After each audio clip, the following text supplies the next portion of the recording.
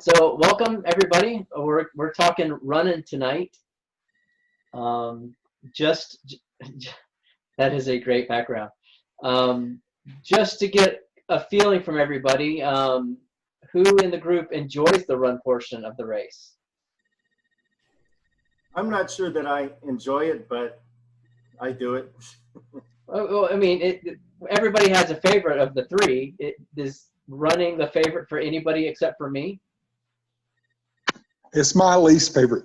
Really? And it was Brian's least favorite as well. Mike, how about you? Actually, bike is my favorite.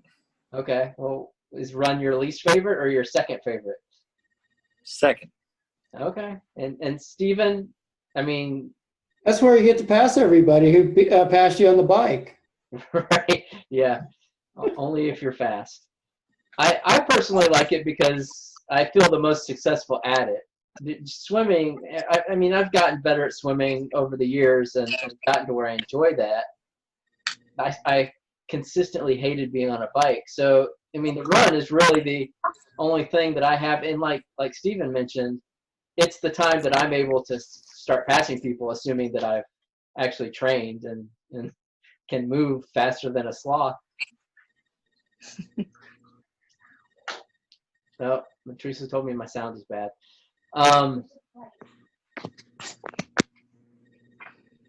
So anyway, the run is my favorite for that reason, because I feel successful at it. With that being said, the run's also the easiest thing to do in training, because you can literally run anywhere. So I travel typically during the summer, but I can take shoes with me and run anywhere that I travel. And, you know, it's just as hard as finding a route wherever. So I tend to gravitate toward this particular discipline.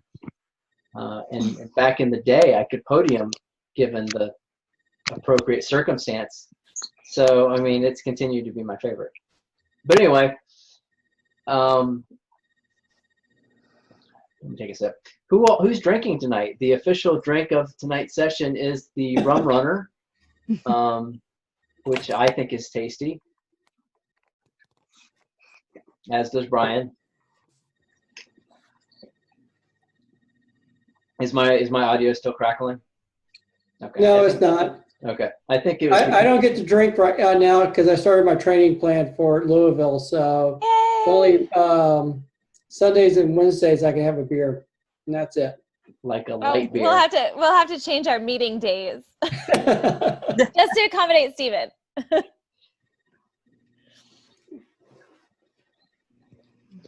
Hey, so I know I always jump in, but I do want to say something on the run, because we've got so many people who are saying like least favorite part of it, kind of that part, and it's that part at the end. So it's funny because I will say, while it was a majority of the people in this group, when you show up to race day, it's probably a minority of them, because most people, like, the swim is the one thing that they absolutely do not want to do. And so they're just surviving the swim. And for me, like, I'm enjoying my swim time and my bike time, and I am surviving the run in order to just get to the finish line, because it's the last thing I have to do. And so I just have to kind of suck it up. But what I will say, as an athlete who is at this point just kind of living with and managing an injury, and who's moved from being a runner and feeling somewhat successful at that to now having to switch to walking in order to look at my best interest, is really like, don't get bullied in it. Don't get bullied in the run. Don't feel like when those people are passing you that you've been unsuccessful, because it's everybody's got their own race. And I literally sit there, and in fact, Dom Rizzola was the one who told me this about the bike, because we did a Xterra race, so it was all off track, and we swam, and I felt really bad because I was blocking some cyclists. It was a small track, so they couldn't get around me. And he said, well, we should have all swam faster, and then we would have been ahead of you. And so I kind of translated that to the run as well. And how I felt was not bad about them passing me, but it took them this long to pass me. So I had a great swim. I had a great bike. I was very, very successful. And they're just now catching me to have any opportunity to pass me. And it's been the run. And so I don't know, I just kind of flip it around to feel a little bit better about it. But I will also say, if you have to stop to walk, if you're running intervals, if you're out there walking, don't let anybody say, oh, you just did that. It's one of my biggest things that I hate about people about the walking categories. They say, oh, you're just a walker. Well, I can walk faster than some people who are out there running it. So, and even if I couldn't, I kind of want to have a sign that says, like, I've walked the marathon of an Ironman before, so I can make it to the finish line one way or another. It may not be the way that you perceive that I should make it there, but it's the way that I'm going to make it there that's best for me. And I'm still going to be successful on what I set my success as being.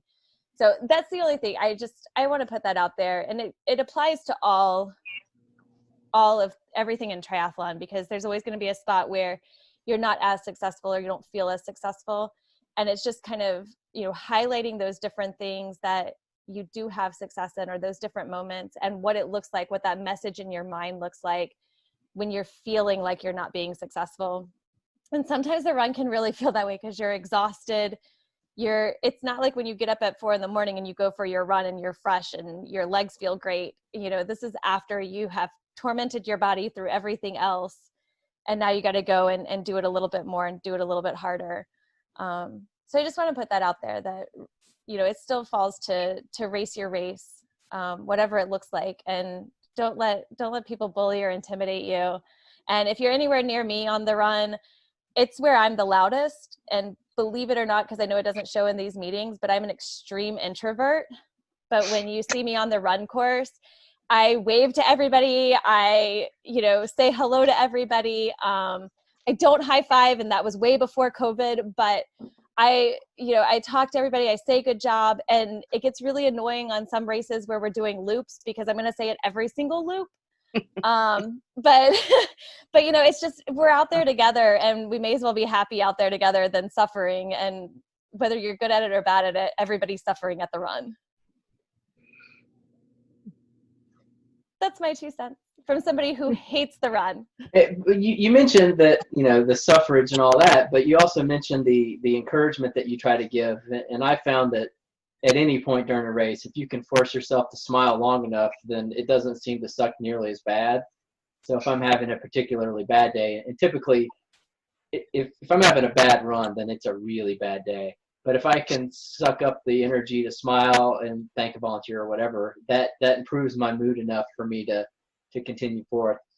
That being said, we did try a 5K this afternoon, just a training run, and I'm so mentally inept right now that I made it 2 miles in before I was like, fuck it, button pushed, and I walked the rest of the way home because I wasn't mentally prepared to deal with the heat or the hills or anything except for that first 1.5 to 2 miles. So I mean, everybody has bad days, but the mental fortitude and the mental positivity goes a long way, especially when it's the least favorite portion of your race. So go ahead. No, you. I was gonna say, and the run's the best place to do it. Like, you've got people to talk to, because you don't have anybody to talk to in the swim, or you shouldn't.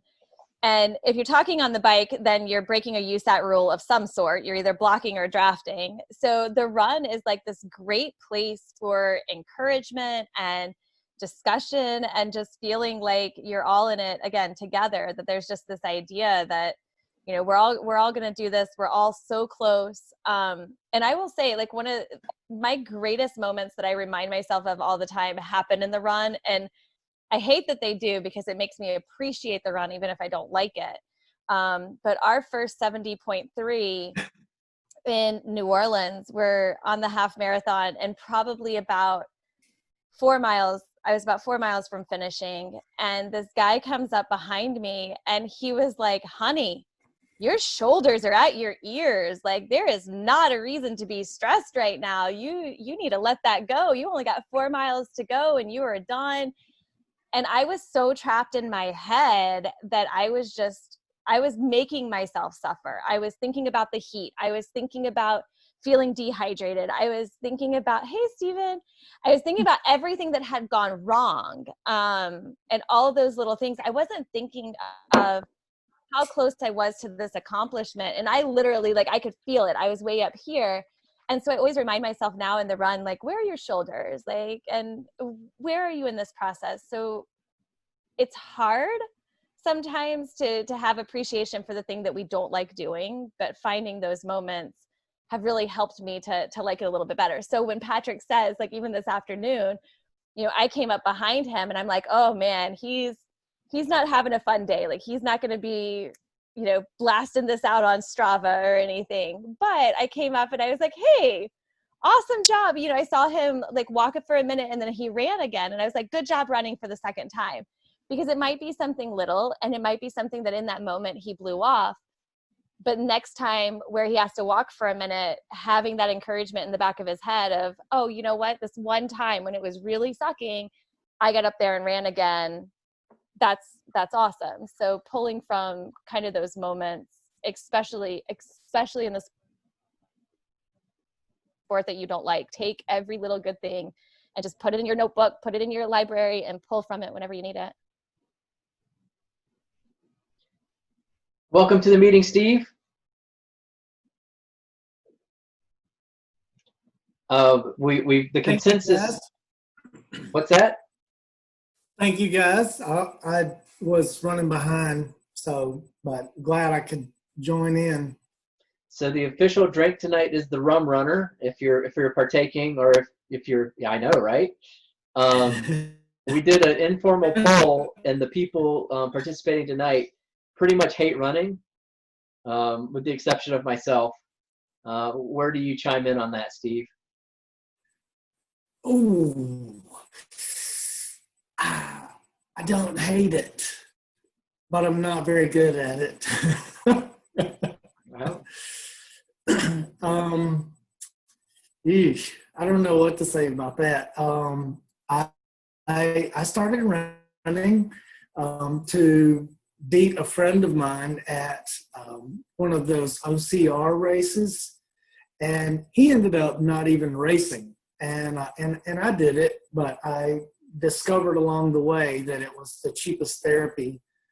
I felt better, so I do it. And then I set a little goal, and I hit it, and another little goal, and I hit it, and then one built off the other. And so now I recommend people don't run. So I'm working on another little thing right now, but I like it. Some days I go out, I'm just, having fun, slow as can be. When the gun goes off at a race, I just, try to bust a lung. That's my story. So let's talk. I didn't have this on the quasi agenda, but I do want to talk about safety a little bit, because Teresa and I had a conversation earlier today with Dom and Helen. I know for us, when we're running in areas that we aren't familiar with or that we're not comfortable with, we actually take, I carry a small stun gun, and apparently Teresa takes a knife, of which I may have known about at one point, but this morning when it was mentioned, I was like, how long has she been running with a blade? But A long time. what kind of things do you guys do? Is that a concern for you as you're running, or has it even been a thought as you've started triathlon or started training? So I have like a fear, because you and I have talked about like having a gun in running, and I have a fear about that. Like, something's gonna happen and I'm gonna run and I fall so often that I'm gonna end up shooting myself. I literally have this fear. I know it's irrational, but I have it. So we moved to the stun gun because I'm kind of like, if I stun myself, likely I'm not gonna kill myself. So, but it makes, one of the benefits of it is it makes a loud noise. And so people, or dogs or anything in that area, is going to get away because it's a loud, startling noise to it. Patrick mentions the knife, and I will say this, and this is why, Stephen, I like the flip belt. So the stun gun, I literally carry in my hand. if I'm running by myself, if I'm running someplace I don't feel safe, any of those things. So I'm cautious. Like there's people who, oh yeah, you know, you go to some hotel and they're like, oh yeah, we've never had any problem. Yeah, I'm taking my stun gun still because I'm running by myself and I don't trust the area. And then the knife, and this is what I like, Stephen, you using the flip belt, is it stays on your body. So my stun gun in my hand, if something happened and I fell, it could tumble out of my hand. My safety is my knife clips pretty securely at my bra level. And again, if somebody's coming up behind me, which would be like a sneak attack method, they might knock one thing out of my hand, but they're not going to see or know that I've got a knife in my bra. So just don't come up behind me, because I do on fight or flight, I have a fight reaction. So don't come up behind me on the run on a night like where I'm not prepared for it. So okay, but before we go any Go ahead. further, since we're recording this and it will be posted on YouTube, I want to provide a slight disclaimer. Right. So if you do choose to carry a firearm during a run, you need to have the proper licensure of that, which should be a concealed carry, at least in the state of Florida. So just so we know that you know, we're not advising you go buy a gun to carry with you on your runs, unless you are properly trained and licensed to carry such weaponry on your training run. And know the rules where you run. Like if you go to another state, know what their reciprocity is. If you're running where you run onto a hospital campus, know what their rules are before you go out there, because you'll be held accountable for whatever those rules are. We got off on that slight tangent, because I mean that's obviously a very good safety point. Well, okay, can I make one more safety point? I'm sorry.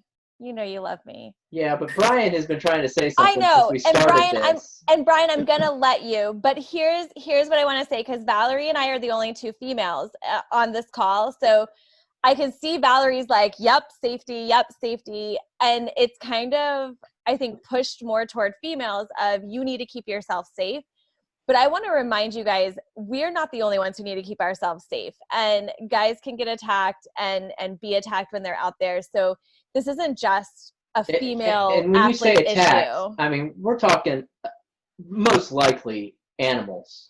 Yeah, I mean, dogs can come at you, you know, Chickens, people can, cats. yes, damn chickens. Peacocks. Alligators if you're running in the wrong area.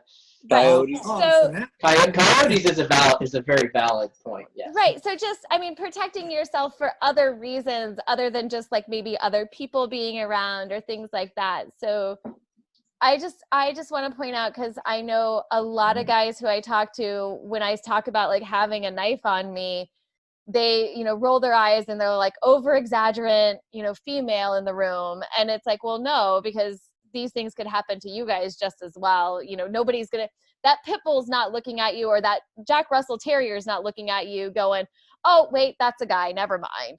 You know, but he's still running from my stun gun. All right, Brian. What were you trying to say before we? It's like I agree safety, but I travel a lot for work, so I'm in Mexico, California, and all kinds of places. But about the only safety thing I carry with me are lights, blinking, very bright lights. And I've gone from wearing 2 to wearing 4, because I used to wear 1 in the front, 1 in the back, thinking that was good enough, and a lot of close calls. So now I wear them on my shoes, and 1 in the front and 1 in the back as well. And I started off the little light blinking ones, but then of course I went to the high intensity ones because I wear them in the daytime as well. Not only at night, but in daytime, because I tend to stick to places I either know or I do planned routes. So I'll use Strava or I'll use Garmin. So when I'm traveling, I go to Riverside a lot, and there's a lot of bad places. And I kind of look up common routes for clubs in the area, and it kind of keeps me to a safe area. So I can feel more comfortable instead of just finding myself running in the ghetto someplace where I'm more worried about being attacked by rabid dogs and wildlife. But when you get to the parks, national parks areas, obviously bears and everything else, I understand. So, but for me, it's the lights and stuff like that, and in a safe type of running environment, because I was running by myself for a long time, and I got hit plateaus. So I started doing the morning training a little, where I'm doing a lot of high intensity, short, 30-30s and 40-30s and 60-30 type runs. And actually, I found out about this group was I was running at the Tap and Run Club at Wednesday nights in the Beers. They're the ones that clued Patrick, who runs that, kind of clued me to this. So I just started finding groups like that met, almost every night of the week. Monday you have Odd Colony, Wednesday you have the World of Beers.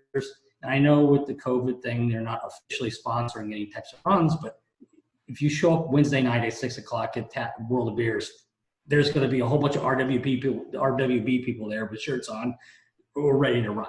Same thing at Odd Colony on Monday, and you're running from Perfect Plane on Thursday and stuff like that. So I just started incorporating those types of safety features into my run, where I'm running with a whole group of people with varying levels of capability to offset the fact that I don't like running at o'clock in the morning down Cervantes Street door to up Scenic Highway. So.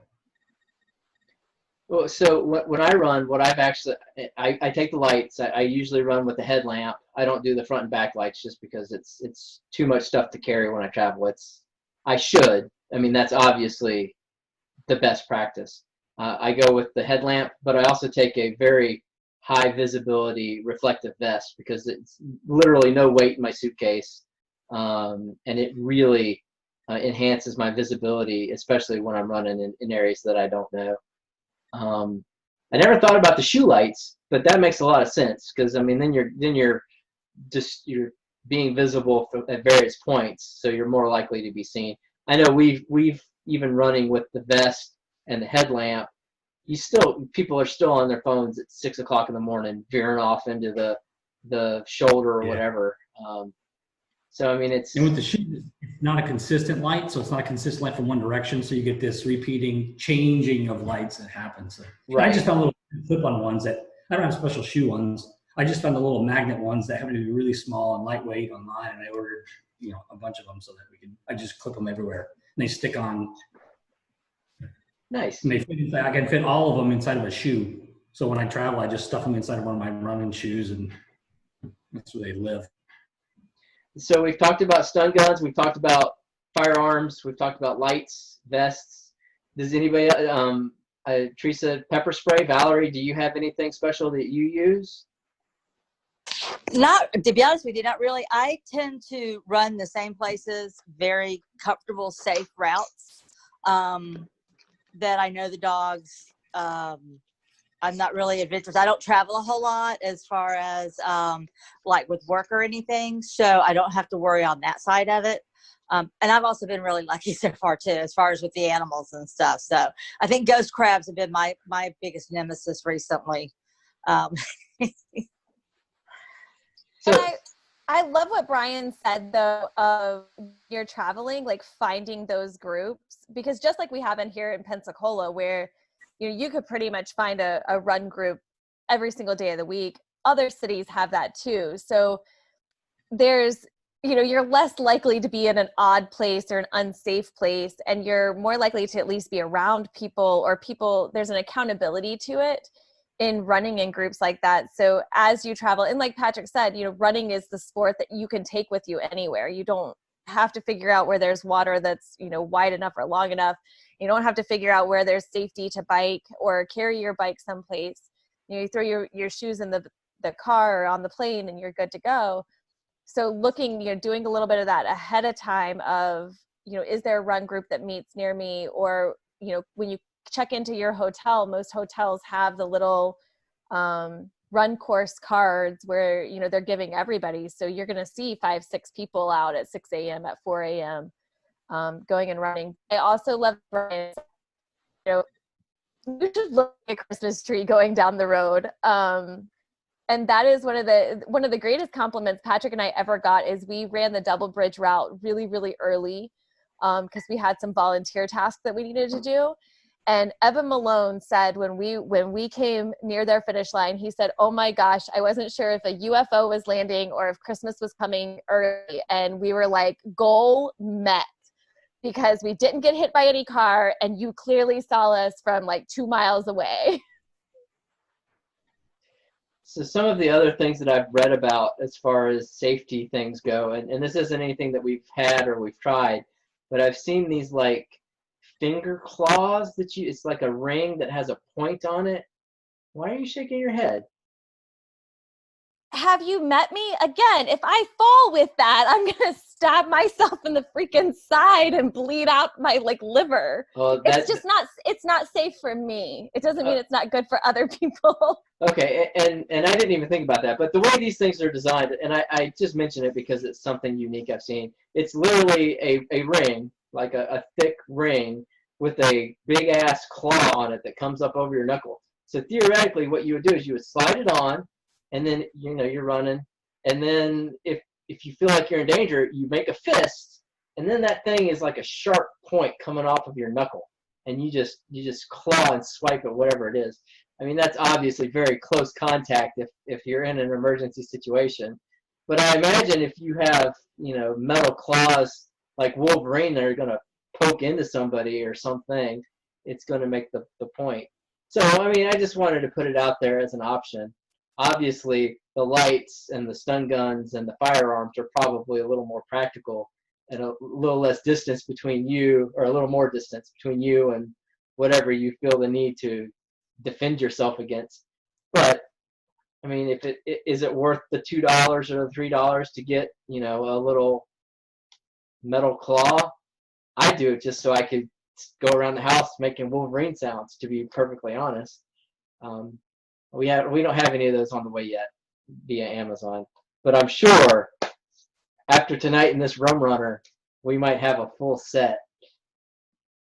Anyway, any other safety stuff you guys want to throw out there real quick? As Mike is on his phone, claws. I was just gonna say, like, some people are kind of new to the sport, and we're like, you need to protect yourself. Like, there's so many dangers in this world. We're like, these are all the things you should have with you. We just weighed everybody down like 20 pounds. Right. Well, I mean, I'm sure those are very, very light. I mean, I have a ring that I can open up a bottle of beer, which I would imagine is probably heavier than those, personal security claws. Yeah, like I just said, they look like little kitty ears, and in fact, I think they're called like cat rings or something. I mean, they're very classy looking. I mean, I honestly have people who wear them like as a part of their regular day, so it happens. So pepper spray is the only other option that really jumps out at me is a practical solution if you feel the need to have something like that on you.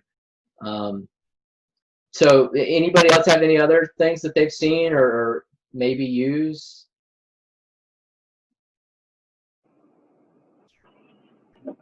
Val, did you just pop in because you have a safety thing? Huh? No, I just came back in because now I'm in my car and not like running around my house and getting all dizzy from my moving around. Okay. The other thing on my list, and Brian actually talked about this a little bit, places to run and local running groups. So for us, I mean, we obviously start and end at our house a lot, and we've got various routes within our particular neighborhood that give us 3 to 6 mile routes. I would be curious to hear where everybody else is running, because I know that the same old routes get boring as hell. So any suggestions or anything, any places that you guys have found? And I mean, Teresa and I will run anywhere. Trails, asphalt, tracks, sidewalks, pretty much anywhere except for beach sand, which, Brian, a 10K in the sand just because you wanted to? Seriously? Well, I got up and I was going to do a walk, and then I was like, well, I just might as well run. Then once I started running, I saw the rainbow and there was nobody on the beach. I'm just going to keep going. So I ran from where I was staying at, a little staycation, all the way down to where the state park is, and then all the way back, which was the opposite side of the dock. So, it's 3.2 miles each direction, and just kind of happened. Patrick, you should run with Brian because that's the crap that I have to hear all the time. Why did we do 7 miles when we left to do 3? Well, it just kind of happened. When Margaritaville opened up years and years ago, they had it like an inaugural 5K beach run, which we were really excited about. We're proud members of the Parrot Head Club, which is a Jimmy Buffett Margaritaville kind of thing. So rather than run it, we volunteered it. And our volunteer point was at the turnaround point. So we're talking 1.5 miles from the start line, of which we may have jogged out to the turnaround point, waited for everybody to come and do their run. And then we walked back with the last couple people who were actually participating in the race. I have never been so sore after an event than having to walk, because I mean we maybe ran 1.5 miles in the sand. We walked at least 1.5 miles in the sand. So I mean 3 miles in the sand, and I remember the next day not being able to move. So I commend you for doing that as a 10K. I would not recommend it to anybody. But if you want to get faster, those are the things that you I didn't do it at the crescent point of where the low tide is, and the hard packed sand is a little easier to run in than running in just soft powdered sugar. Okay. But I will say, if you do enjoy that, there's actually a run in Destin. I think the shortest is a half marathon distance, but there's a run in Destin that's all on the sand, and really built for ultra runners. So I have no idea what it's called or what time It's not a half marathon. It's like a 30-miler. Oh, I thought they had a half marathon I don't version. think they have a half marathon. But regardless. Okay, go Brian. We'll support you. Regardless, so I mean, obviously you've got the beach routes that you can go and run whenever, and it's easy to find up to a half marathon. I mean, up to a marathon if you really want to see a lot of beach and a lot of Via de Luna and Highway 399. But some of the other places we like to run, Spencer Field and Pace is a sidewalk 4-mile loop, 4.25 mile if you, divert back to the parking area, which is Benny Russell Park. Downtown, it's just, I mean, you can get any distance that you want downtown. I particularly enjoy finding a race route and running that. So, I mean, if we wanted to do like the Pensacola half, we're familiar enough with the area to be able to do that. Besides the sand, Brian, I know you live on a different side of town than we do, so that's why I'm asking you. Where do you typically run when you're doing your training? I do the downtown. I log on and find different race routes downtown because I live close to downtown. Or if I want to extend out the distance a little bit, I kind of almost run the Pensacola Tri bike route to where I'll go down Scenic Highway to Summit up to 12th and back down 12th and over, and it winds up being right at 15 miles, so just over a half marathon. And then you can always extend it off to do the first part of the Pensacola Triathlon run, to where you go all the way over by the Navy base and back up almost to Main Street down that avenue, and it winds up being a full marathon. It's pretty safe. The way you're not concerned about too much, and most of it actually has a bike lane you can run in or sidewalks. So but being here, I can go north, I can go south, and I've got sidewalks or bike lanes or running lanes, and I have routes anywhere from 1 mile up to full marathons. But recently I've been going out to the beach and running just because it's different. You get tired of the scenery. Well, it's flat because I mean, if you're running the Pensacola Marathon or the half marathon route, I mean, once you get on scene, it gets like uphill. But for the most part, downtown's pretty level. Yeah. But I got to do hill training as well as flat training too. The flat training, I can mix it up and do sprint, jog, walk. It's a little easier to do that type of training to build up my.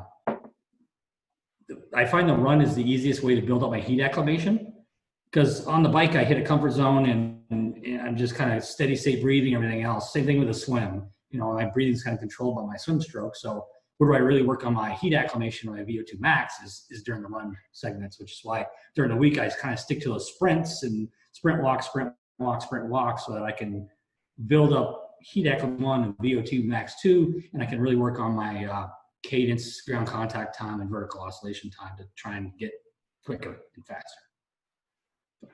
those intervals will definitely help with that.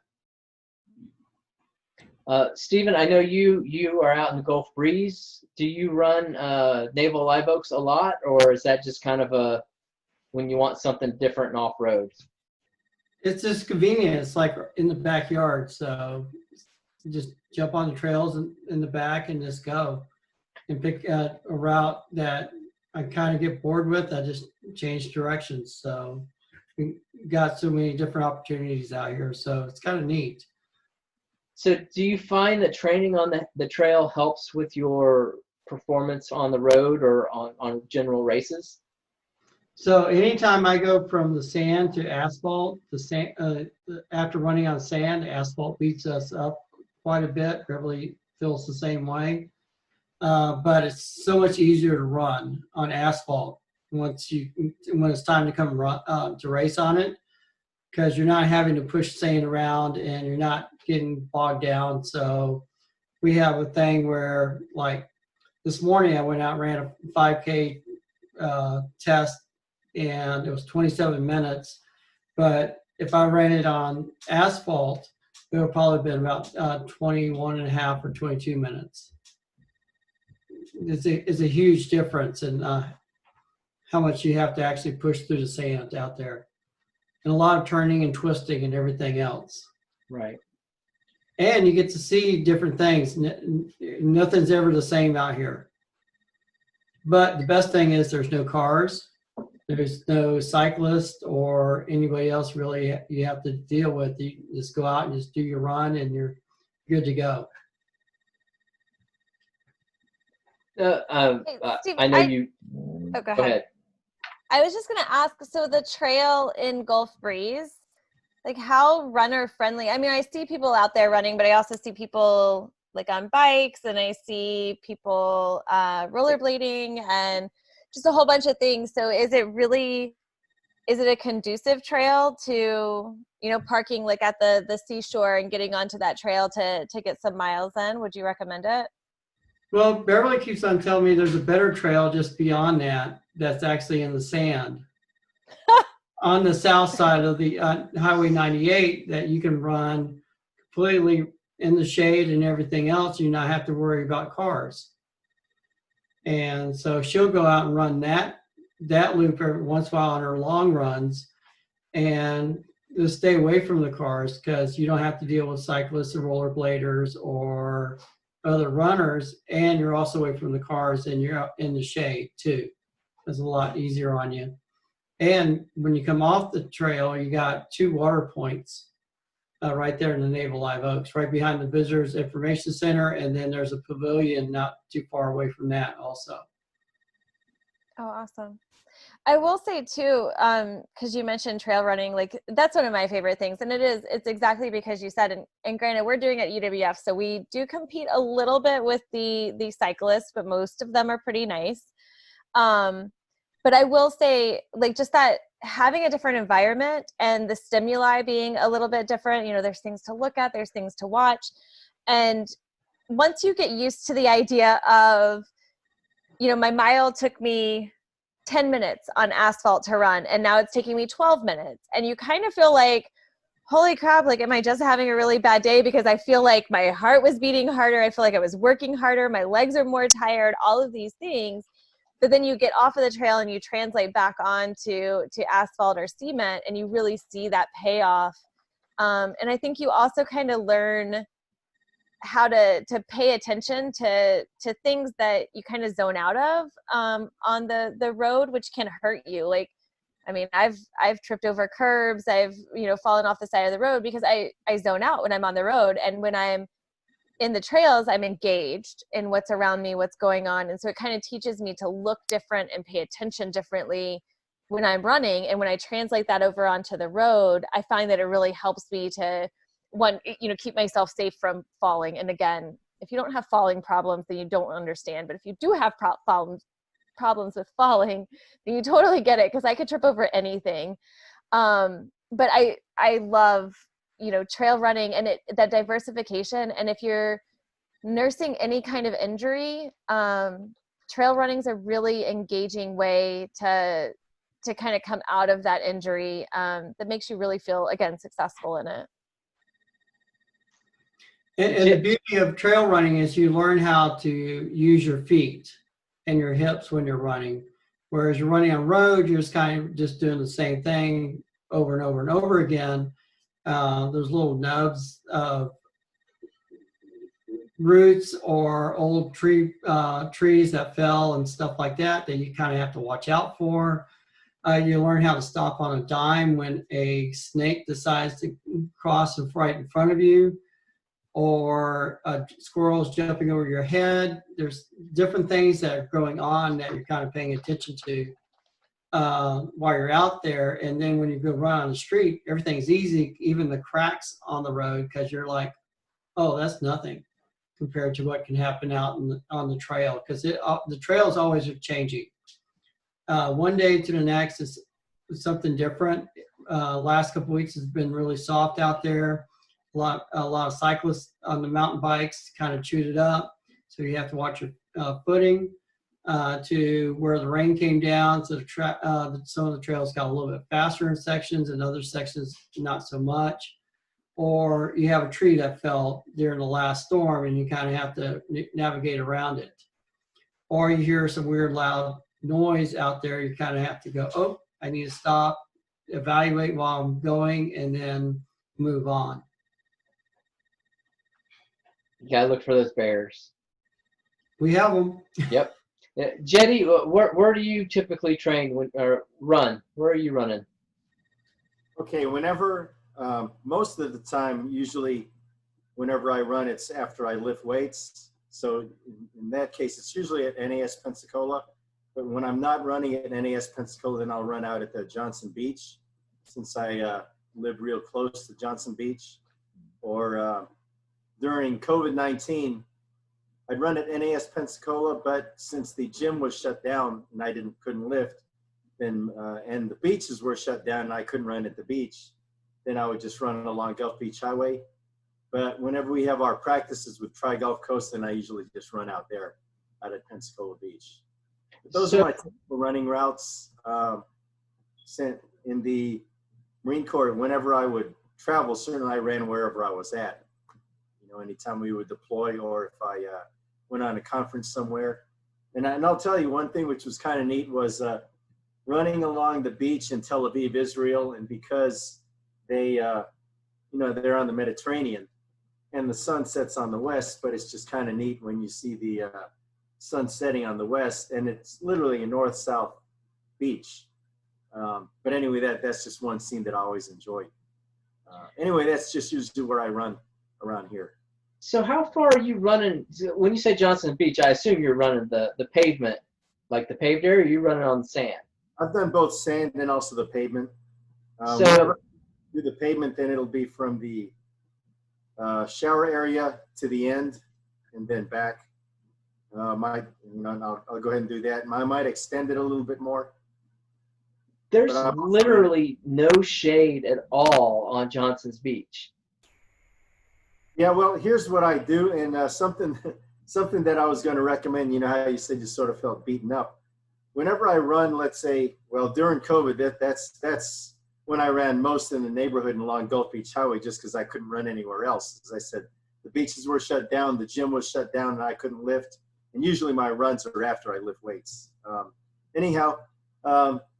What I usually do at Johnson Beach and also anywhere else, or even around here, is if there's a sprinkler on, then I always get myself wet just so that I could keep going. And what I do at Johnson Beach, before I start out, I go ahead and splash myself through the shower. Then I'll end up now running down to the end, come back. And then if I run more, then I just go ahead and go through the shower again just so that I can keep going.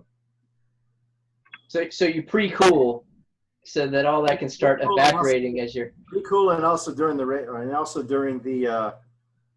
also, which if you've ever manned the water stops during our Sunday practices, well, those who have, they always know that I always ask for 3 cups of water, 1 to drink and like 2 to splash, or 2 to drink, 1 to splash.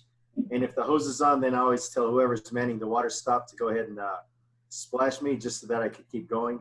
But anyway, that's what I do so that I don't let's say, feel beaten up.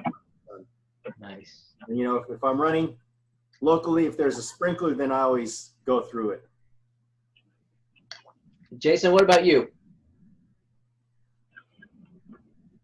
A lot of times well, up until COVID, I was running with Caleb on Monday nights over at UWF, but usually around the house, I do most of my running or at the beach.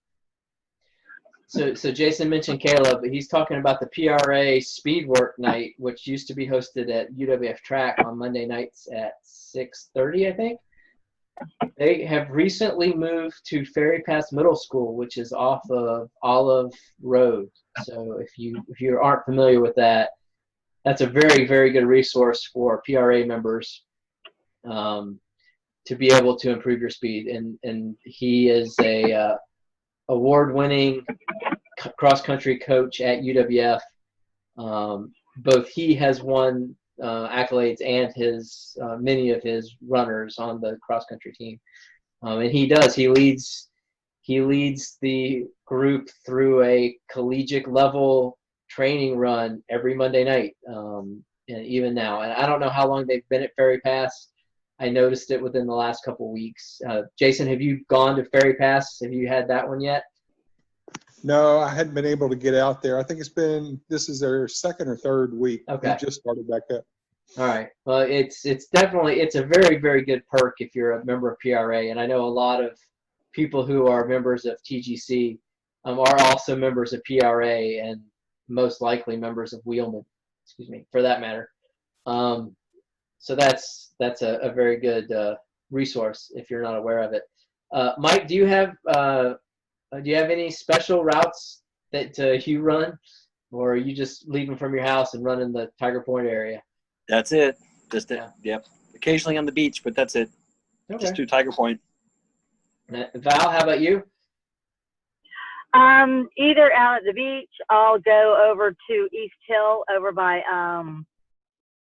Bayview, and if I need some hill work, over there is really good, and also my neighborhood.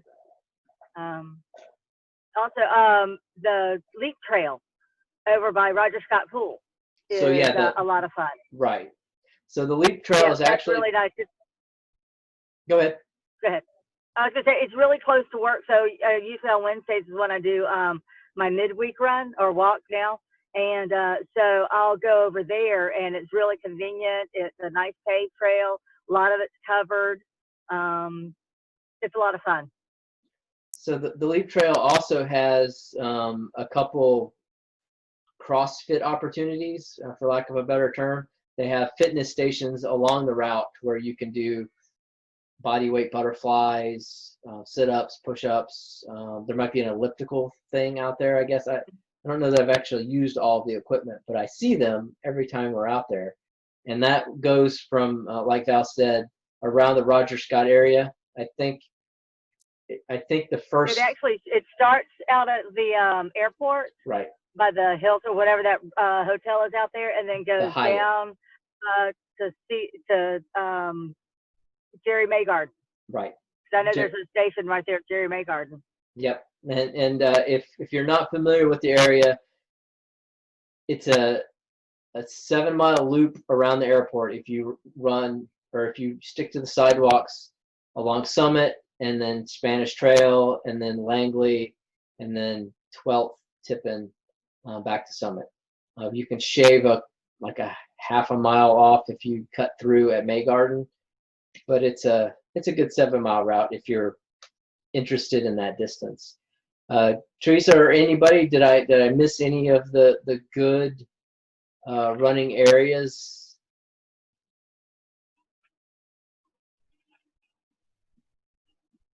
I guess not.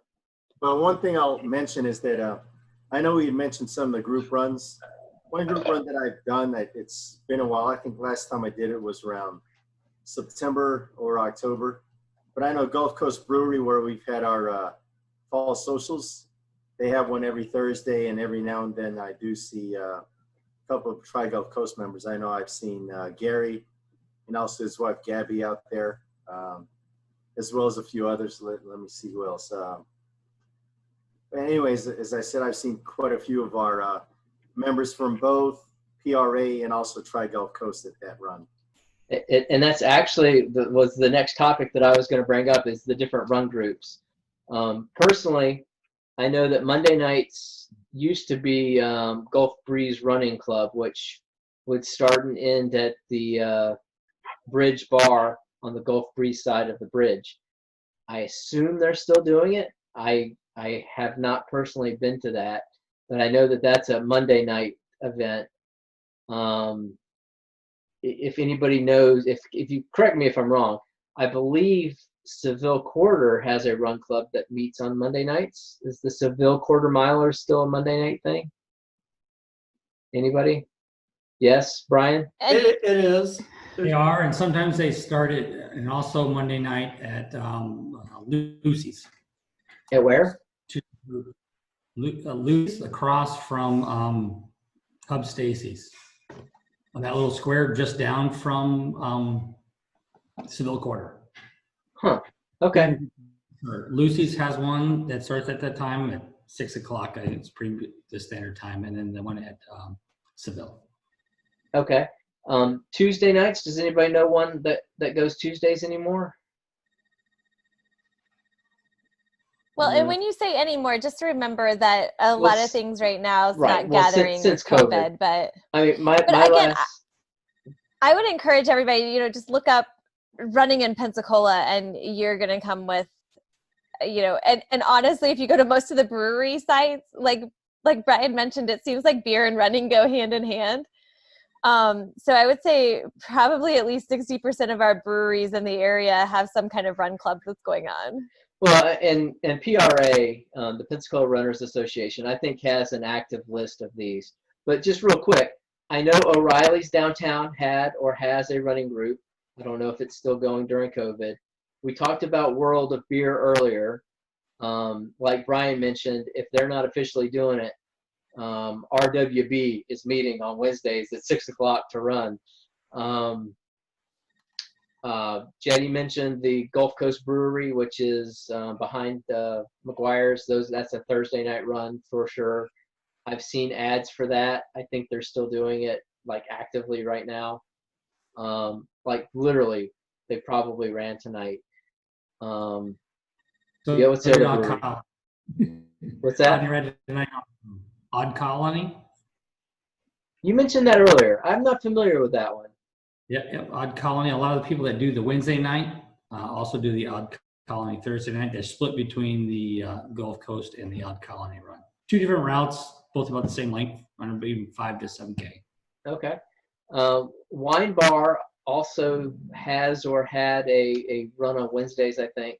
I almost think that it started at 5, so that you could technically do the Wine Bar run and then the World of Beer run. So Stephen just posted as well a link to like hotspots to run in Pensacola. So it has a whole bunch of stuff listed on there. So thank you, Stephen. I should have had that pre-prepared.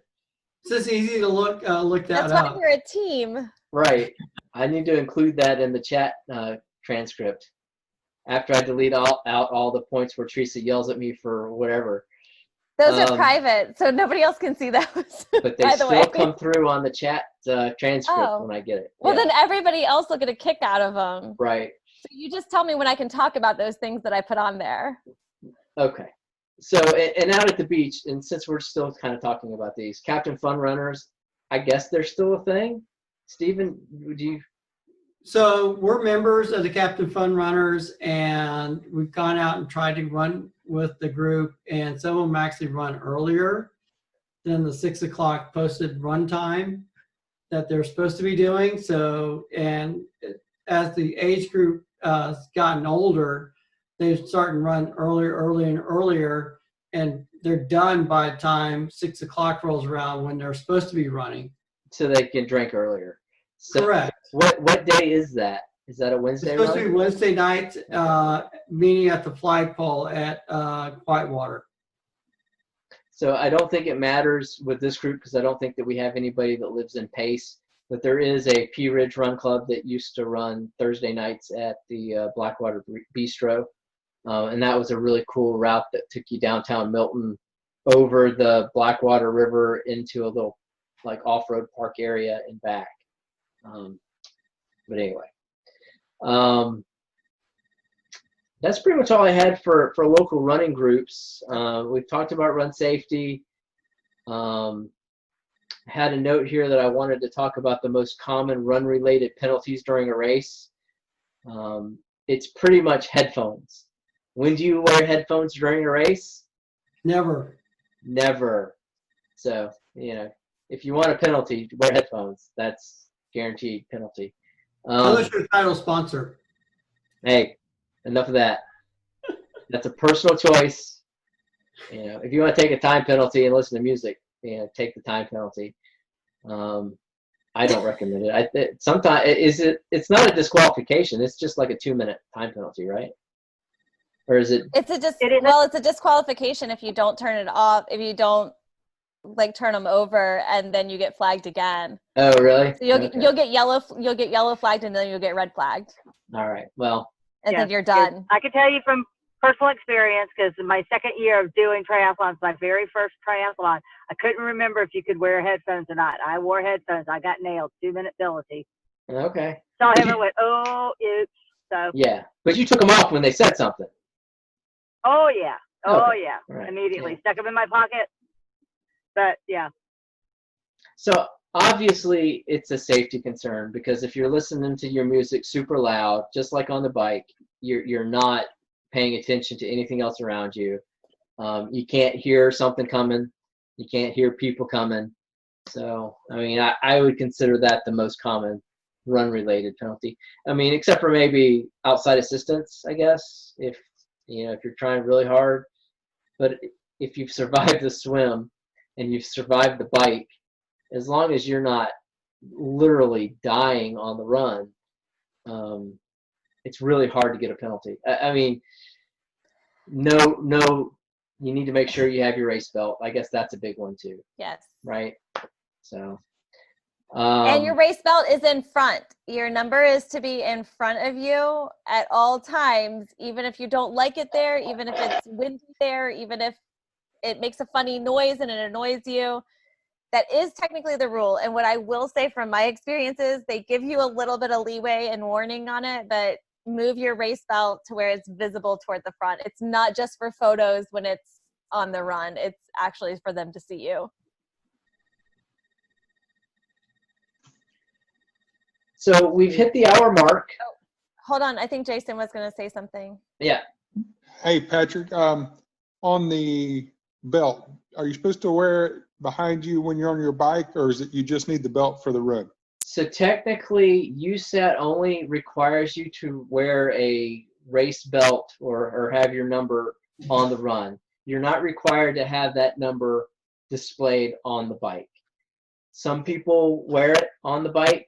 If you want to put it on during T1 instead of T2, you're more than welcome to. The only perceived issue is that if you put it on during T1, you hop on your bike and your number blows off during the bike, you're pretty much screwed for the run. So that's a consideration. So what I do. Different penalties. What do you mean it's 2 different penalties? Well, you don't have it for the run and you just littered on the race course. Oh, that's true. Yep. Which I think littering might be a disqualifier now. It is. Yeah, it's an automatic disqualifier. And if they find your number on the race course, it's really easy to figure out who just littered. So I would say don't wear it on the bike. So for me, and this is more of a transition tip than a run tip, but the way I set up my transition is clipped to my belt. I have my bandana, or a clean bandana, because I wear a bandana for sun protection and sweat absorption. So I'll have a bandana, a visor, whatever nutrition already like pre-stocked into my run belt, and the race number clipped to the run belt. So all I have to do in T2 is slide on my shoes and grab my run belt, because everything is like clipped together in that one thing. And then I can slowly dress myself as I'm running, and then it makes my T2s faster. And I know that I've got everything I need to do the run, because it's all literally connected to each other on top of my shoes. So I don't personally put on my run belt during my bike. So for what that's worth.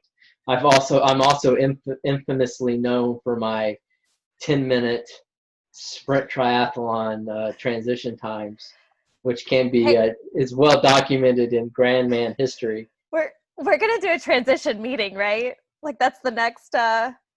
We meeting. should. I'm sure we'll have a lot That's a more good people point. show We up should to do your that. transition meeting. I think I even have like flip photos that we can show from Alabama Coastal of how long it takes you to get out of transition. So I'm sure you guys really don't care, but I'm going to tell this story anyway. We did a series of 70.3s very early on in our triathlon careers. One of those was Tough Man, Alabama, in Pell City, Alabama, which is kind of a northern city. We happened to do that with a group of probably 10 people from this area that we know. During that, one of those team members we weren't on a team, we did it individually, but another group of us did it as a team. Yeah. So they had ringers for each of the 3 disciplines. So they were well ahead of us. So I finally came horribly, horribly late into T2, miserable because I hate the bike. And this very chipper young lady that we knew was all like, yay, Patrick, you're doing great. And, cheering all this kind of stuff. And I literally sat down at my transition area. Like, I may have even been using a bucket at that time. I don't know. It was probably very embarrassing. And I'm eating a sandwich, and I'm taking my time. I'm all this. And she's like, all right, you're just about ready to go. And I remember turning around and looking at her and saying, look, I've still got 5 more minutes at least to get my shit together. And then I've got to find a first aid kit or a first aid stop because I chafed on the bike. And I kind of hate this right now. And she just sat there and kept taking pictures and kept encouraging me. And probably 2 weeks later, I think I got a print flip book of my epic long journey in transition. And this was a 70.3, so I mean it was long. It was a long transition. That's fine. I don't care. I didn't care at the time. I don't care now. But she was just so happy to see me off the bike and so excited about me getting on the run. And I looked at her. I'm like, look, I'm still 5 minutes away of exiting this transition. So. Yeah. And it lives in infamy on Facebook, so whenever it comes back up, we'll make sure that we post it to TGC this year. Yeah. So with that said, yes, Hey. We should probably do a transition chat. We're going to do some sort of a transition video too. Somebody else. No, hold on one second. Somebody also mentioned that we might put together a panel of people who have done various distances of triathlon to just have a general Q&A session. So those are probably going to be 2 topics that we cover in the next month on chat if we continue to do chat. Okay, Teresa, what you got? So one thing that I wanted to mention before everybody kind of disperses, I don't know when we're going to disperse, but Jetty mentioned it of, when you go up to the water stops, like taking extra water, taking, not only making sure you're taking it into your body, but, putting it over your head and everything.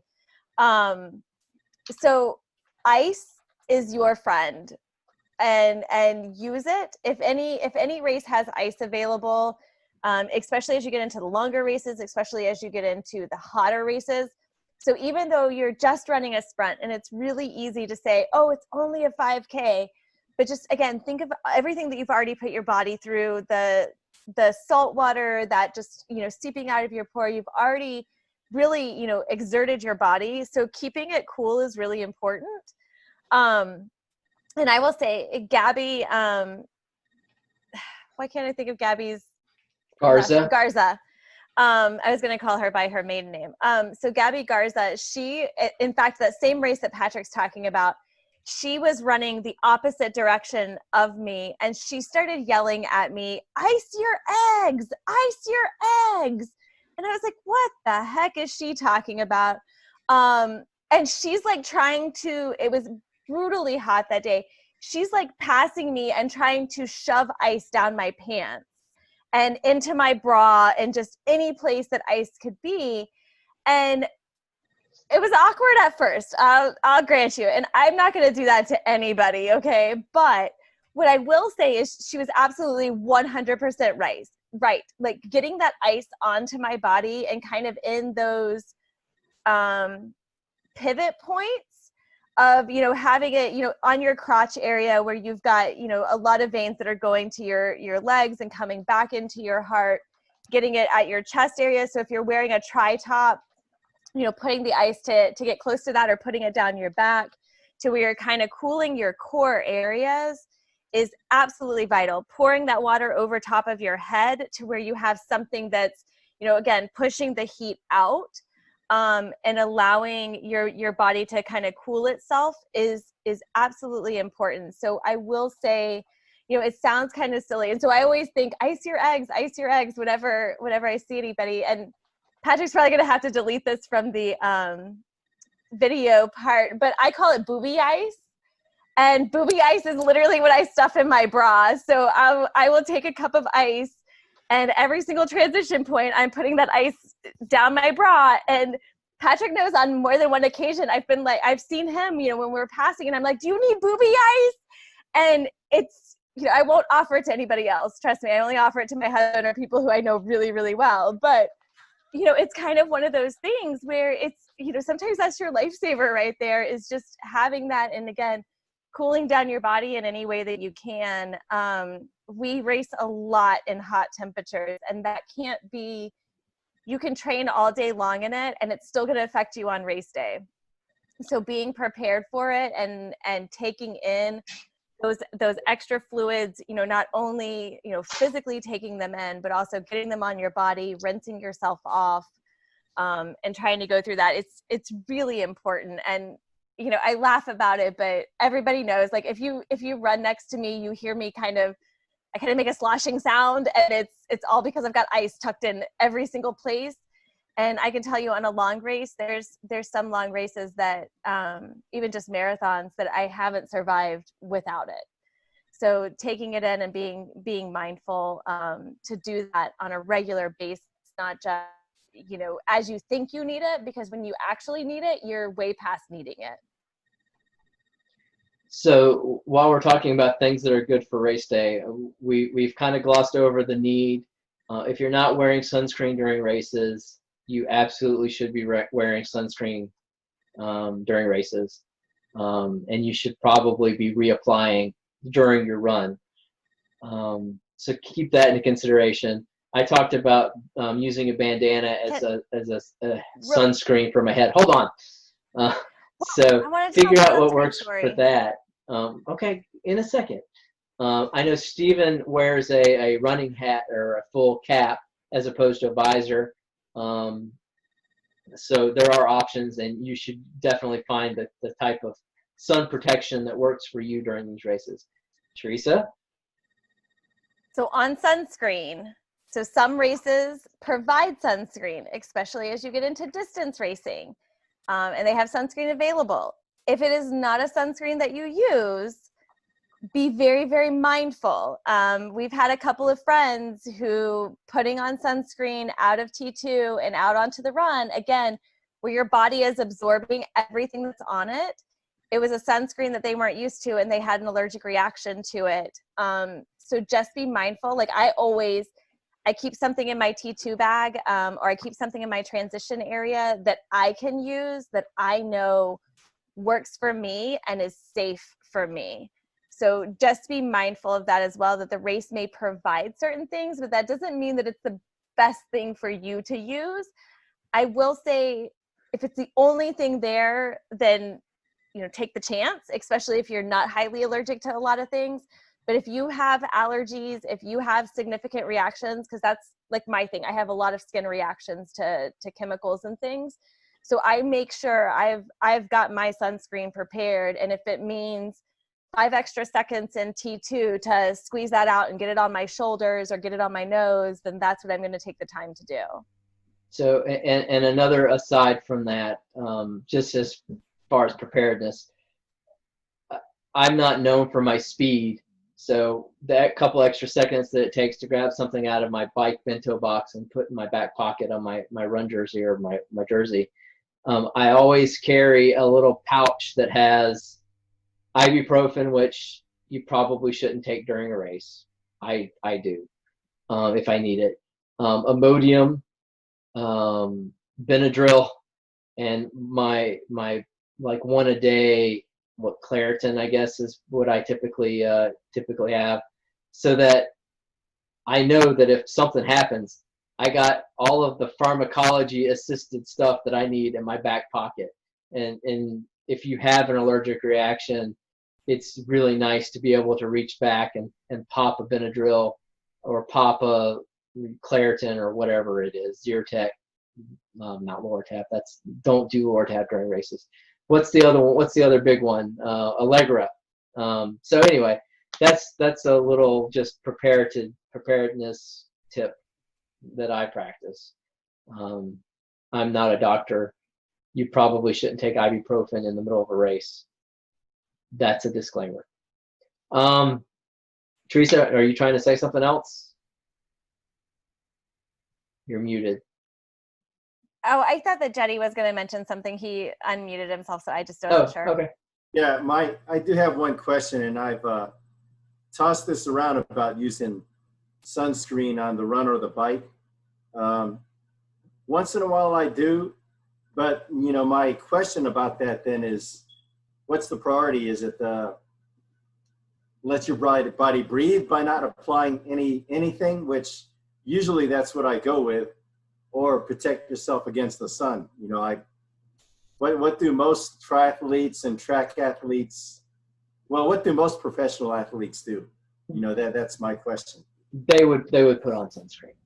Yeah, so I would say most people put on at least a base layer before racing. And now what you put on your body and what you put on your face might be different, so that you don't have it like dripping in your eyes, or you're not tasting it or anything like that. Now I will say, like, some people, they're like, I'll just suffer the consequences later. But when you think about what that consequence could be, I mean, if cancer is high in your family, if you're very fair skinned, I mean, you know what your risk levels are. So kind of, accommodate to what your risk level is as well. And I would say everybody's individual in that. But I would also say, find that thing that works. Like you said, your skin being breathable or not.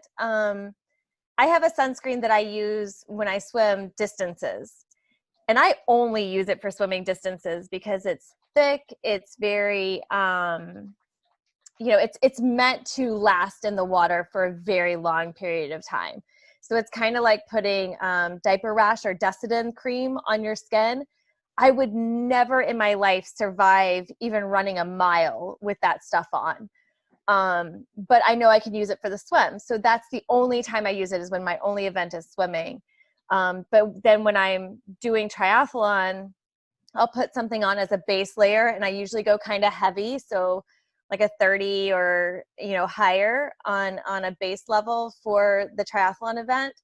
And then if I need it again, if I'm doing especially like a long event and I know I'm going to be biking late into the day, or I'm going to be running late into, high prime sun times, then I'll take something that at least I can get on my shoulders or get on my forearms.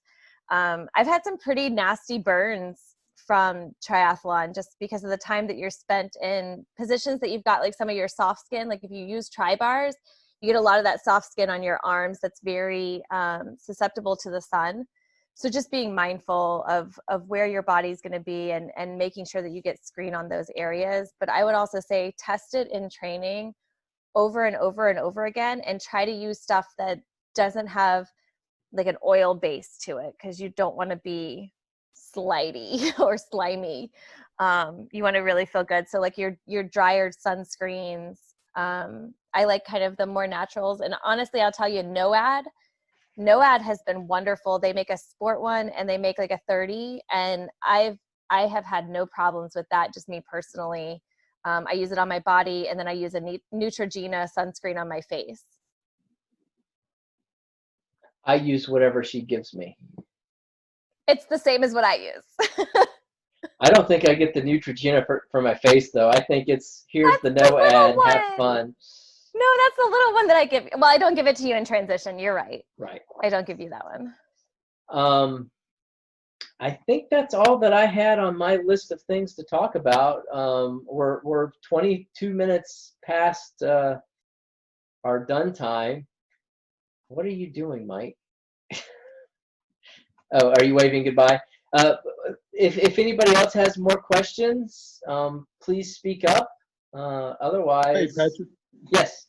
I just wanted to say, you know, I appreciate all the answers you've given me, you and Stephen especially. I've asked you a lot of questions about triathlons, but I think it'd be good to go over the transition, you know, going into this. This will be my first one, this Freedom Springs, a true one, you know, and that'd be a good thing to talk about is transitions and maybe entering the water and stuff like that. Okay. Patrick, well, you're gonna have to talk next week. You better set up like a Monday, Tuesday, Wednesday. Yeah. So yeah, Freedom Springs is what, next Saturday?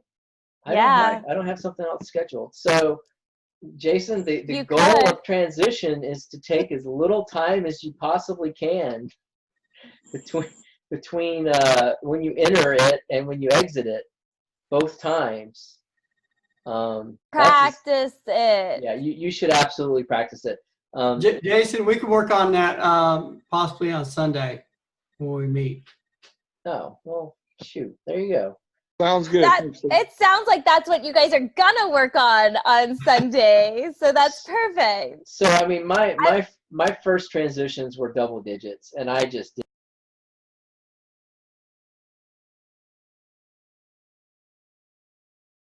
My opinion was I just survived the swim. I am about to hate the next 45 minutes. I want to enjoy my peanut butter and jelly sandwich and savor my chocolate milk and hopefully be able to run, you know, when I get back to this infernal place.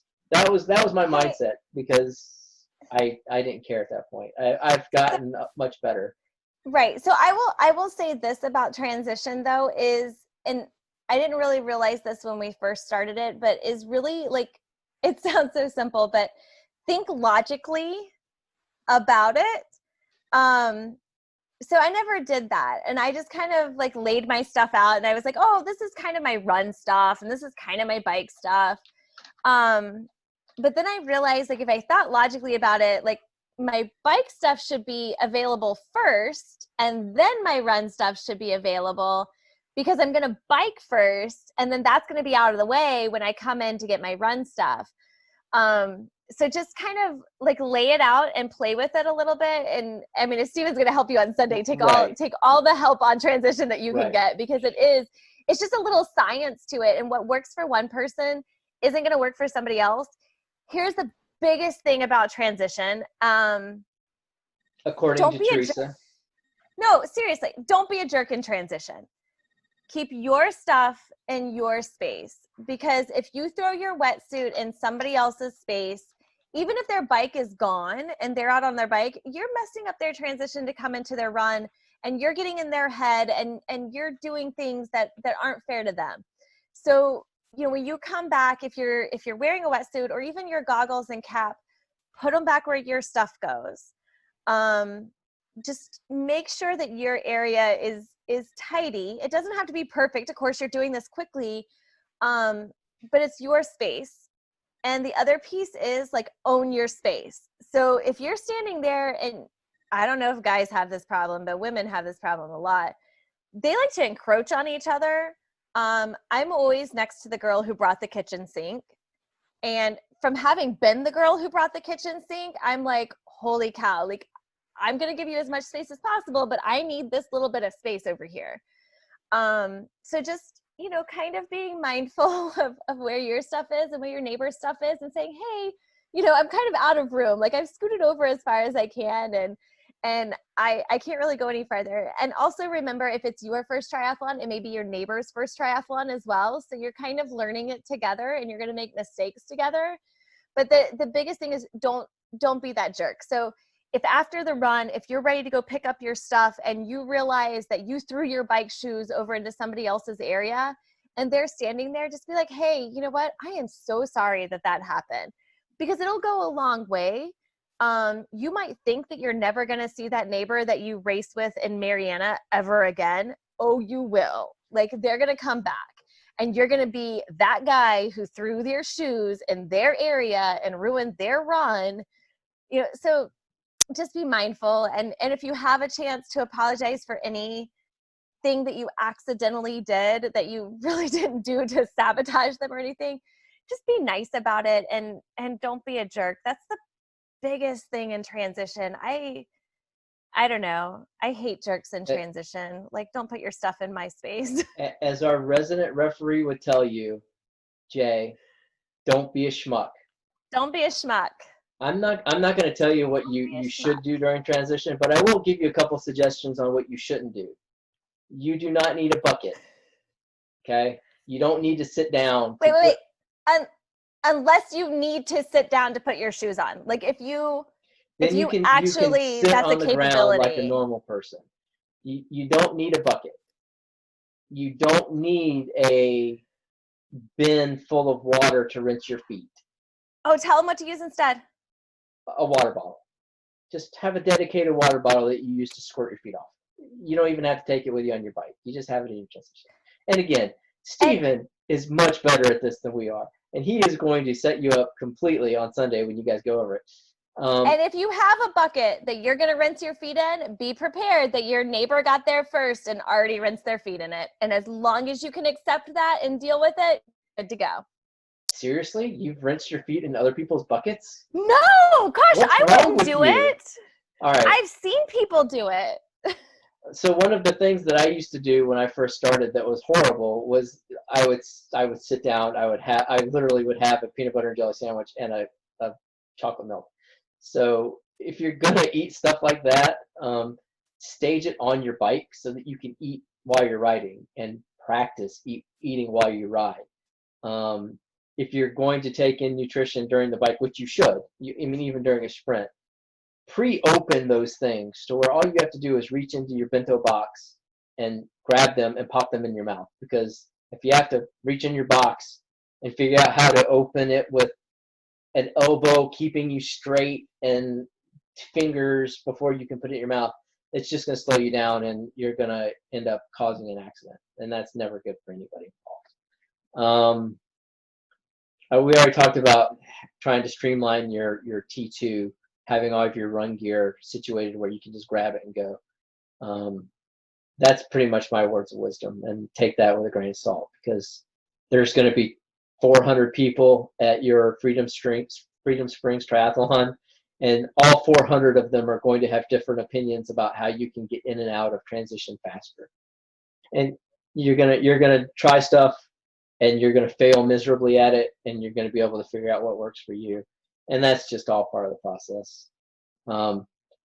Working with Steven is going to help you with that, for sure. It's a lot of trial and error on transition, and what your transition looks like on your first race and what it looks like on your second race and your 20th race and your 100th race is going to be completely different. And so little Dom, Sombrero? Yeah. That's not right. Okay. Yeah, it's close. That's close enough. When he started racing, he's a great one. When we start having Mere Mortals and he's coming out, he's a great one if you ever get a chance on running and cycling to talk to him. His first transition was just kind of like a lot of things, a lot of little things. And now when you look at his transition, because he clips his bike shoes and he's only got his run shoes there, and that's it. Like, it's like his bike shoes and his helmet sit on his bike, and then he's got his run shoes, and that's all of his transition now. But I mean, I'm pretty sure I could show you photos or find photos of like his first transition. So it's just this long process to figure out, this is what I was comfortable with on day one, and I wanted to make sure I had the just in case things. Right. And then now I'm at a point where either those just in case things have become easily, stuffable in pockets or different places, or I've realized they're not necessities. They're not a need. They, not just because it never happened, but because it won't happen. Like, I won't need that item. And it's different depending on what race you do, what kind of racing you're doing, and what your goals are in that race. So a good comparison point for that. If you look at what I use for a sprint triathlon now, versus what I use for like a half or a full. It's a completely different pack of items. Whereas when I first started, I'm sure that I could have completed a 70.3 with triathlon transitions. I mean, like Teresa said with little Dom, I mean, I would have shoes, visor, anti-chafe stuff, Band-Aids, baby powder, extra everything, just all like strategically placed amongst my chocolate milk and my peanut butter, Right. which I really miss having those in my transition. In the I'm way. like, He had yeah. it in the way. And now like I won't even have socks. Like, or I mean, so I didn't have a transit or a triathlon kit when we started. I would swim in jammers, come into T1, put on a pair of cycling shorts because I'm a big baby and I wanted the extra cushion, and probably a jersey too.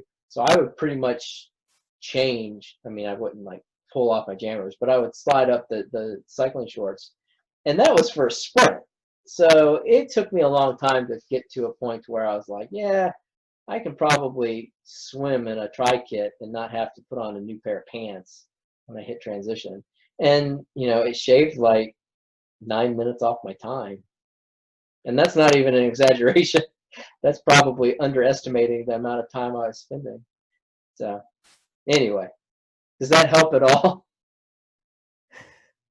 Oh yeah, yeah. That's kind of why I wanted to swim in my, that kit I was wearing last Sunday. Do everything in that because I hadn't really done that, through the whole thing, and I felt comfortable. I had one issue, and I wore underwear under it, and so they were soaked the whole time. So I think that's the only adjustment I'm gonna make. Yeah. Yeah. I don't have you. You don't need to wear We're naked underneath. Yeah. And that's what I mean. Tri kits are made to where that is your base layer. Some people, and women especially, like that's kind of sometimes a hard thing to let go of, and it just kind of depends on how you feel about, hey, this is the only layer I've got between me and the world.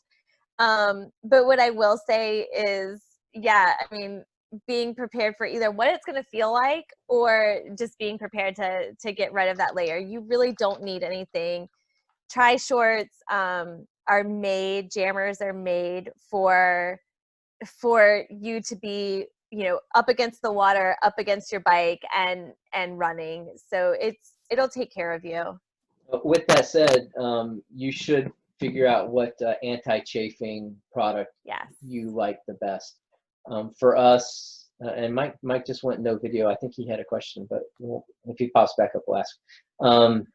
For me, I'll put on chamois butter before a swim, before a triathlon. Like I just coat everything, and that's typically enough to get me through up to an Olympic distance. During something longer than Olympic, I actually carry a small pack of chamois butter in my my bento box. So if I start to chafe, I can pull over real quick and recoat things and move on. But that's all stuff that you're going to have to experiment with for yourself. But yeah, you shouldn't be wearing underwear under anything. Well, like I said, when I was first starting out, I would swim in jammers and pull up the cycling shorts, and then pull the cycling shorts off and run in the jammers. And I was comfortable enough at that point. I mean, I probably didn't know any better, but I also didn't feel like I wasn't ready at that point to commit to a tri kit. So, and I had all those other things. Mike, it looked like you were about to ask something or say something a minute ago. No? Okay. Mike's like staying out of the underwear conversation. Right.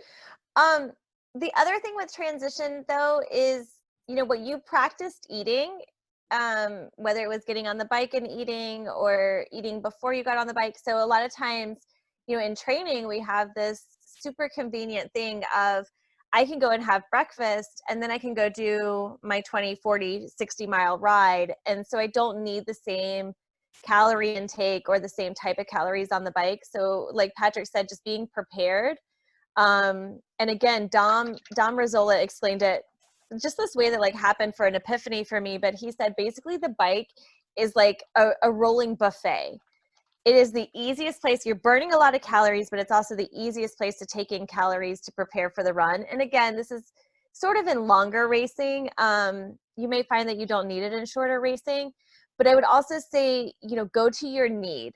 So if you have issues with nutrition, issues around sugar intake, issues around hydration and electrolytes, and you've kind of learned that, if you're running in 80-degree weather, what your body needs, getting it into your body before your body actually tells you that it needs it is absolutely vital in racing. Otherwise, you're going to spend miles feeling like crap when you could spend that time, you know, feeling better because you've already got it. So, you know, having those things, like Patrick said, you know, sitting there and eating a peanut butter and jelly sandwich, it might sound kind of weird to somebody else of like, why did you take the time to do that? But for Patrick, that food intake was very necessary for his body, for his mood. Well, it sometimes is.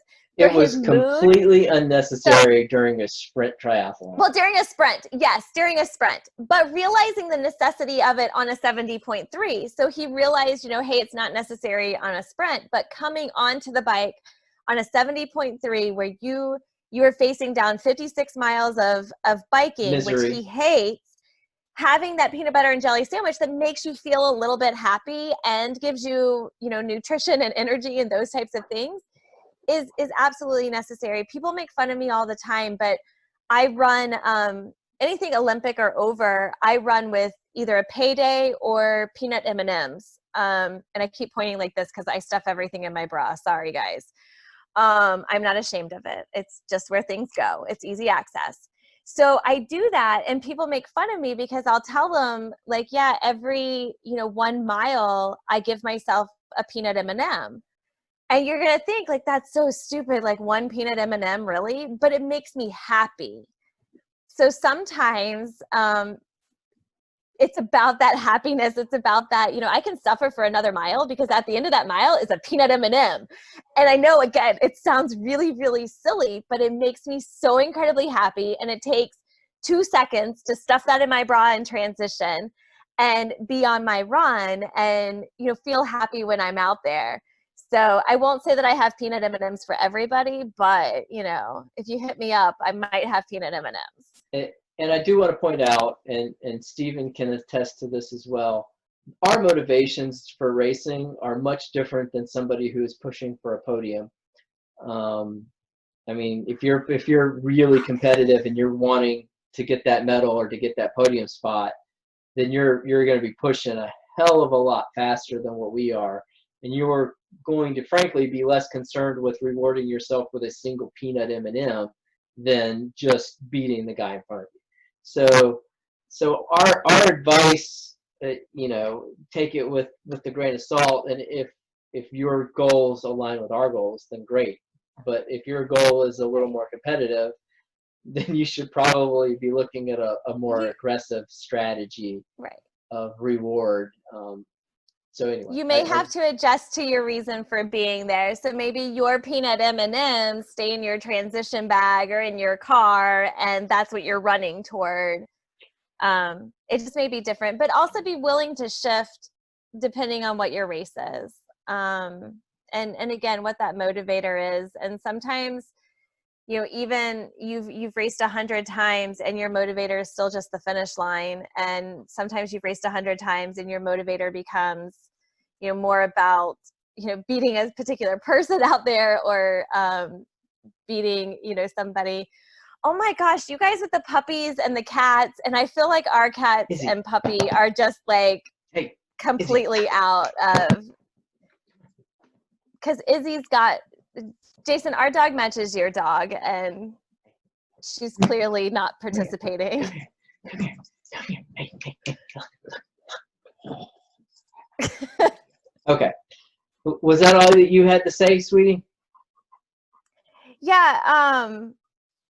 Well, I do want to say one other thing about running, though, is running is probably one of the biggest sports where you can injure yourself without actually realizing that you've injured yourself. And in that way, I just mean, like, if you fall off your bike, you know you injured yourself. But running, sometimes we push ourselves. I don't remember, it was not our first marathon, but I actually broke my foot during the Pensacola marathon and really didn't even realize that I broke my foot until probably about 2 or 3 weeks later. So I just, as an injured runner, as a person who runs with an injury, I would just say be really, really cautious on the run. And probably should have said this when there were more people on here, but listen to your body. And even on race day, if your body's telling you that something's not right, it's not right. So, you know, we had a scuba diving master who told us, you know, plan your dive, dive your plan. And that's really great until you have to make adjustments. But also for those adjustments, you know, what am I going to do if something happens? What's going to be my plan out? What's going to be my exit strategy? Because it does matter, and it does matter like in the days following. And that's again where I said, you know, don't let somebody bully you. So if you get done with your first sprint, or you get done with your triathlon and you're hurting or something's not right with your body, and your friend's saying, oh, just, you know, go run it off, just get out there and exercise. You know your body. Listen to what your body is telling you, because it's hard, and injury is hard, and recovery is hard. But without it, it just gets worse. It doesn't always get better. So just be mindful, and just know that there's other people out there who are coping with some of those same things. For me, I know, like, my injury is very easy to see. I wear my brace on the outside. Sometimes it's not the only thing I'm coping with at that moment, but it's very visible for others to see where sometimes my hardship lays. And just be aware that there's other people to talk to. There's other people who kind of want to, you know, process those things, but just know, don't push yourself beyond what your body tells you to do, especially in the run. It's a really high risk for injury in the run. That's it. All right. I'm done. I won't talk anymore. Okay. So we are a full 45 minutes past our intended endpoint. So because there were puppies. There was puppies, and Stephen had a cat. I just want to be fair that we gave them fair time on this call. Okay. Any other questions, guys? No. Well, I really do appreciate you guys coming and spending the evening with us. And thank you for all of your input and questions and everything. If you have any other, the official TGC, well, the official weekly morning swims are back starting tomorrow. If you can make it to Maumee Beach, 6:30 is splash time. We are going to have text check-in and some other COVID-19 regulations to meet, but it will be a fun swim day nonetheless. And we hope to see you guys if you can make it. What time Otherwise, do we need to get there, Patrick? between 6 and 6:15. I mean, everybody's pretty much going to be chilling in their car, or, you know, social distanced or whatever. So it's whatever you feel comfortable with. The text check-in instructions have been on every weekly email we've sent out since Mere Mortals started. We will have signage there in the morning that gives you kind of that general instruction. Other than that, we have a TGC checkpoint on Sunday at 8:30 at Park West. So if you happen to be out at the beach for a workout, that's going to be the general vicinity of where we're at. Every weekend since this has began, you can see cyclists and runners going out toward Pickens and back. So it's a nice, safe route. If you want to get your miles in on Sunday, like I said, we'll be out there Sunday morning. And I have a dedicated time, 8:30 to 9:30, at the last pavilion or close to the last pavilion by the exit side on the Gulf side pavilions at Park West. That's a lot. It's a lot to take in. Park West, by the exit, Gulf side, 8:30 to 9:30. I'll have swim caps and luggage tags for current members.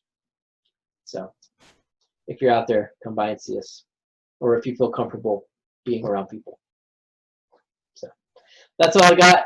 Thank you guys. I sincerely appreciate it. We'll do this again in 2 weeks.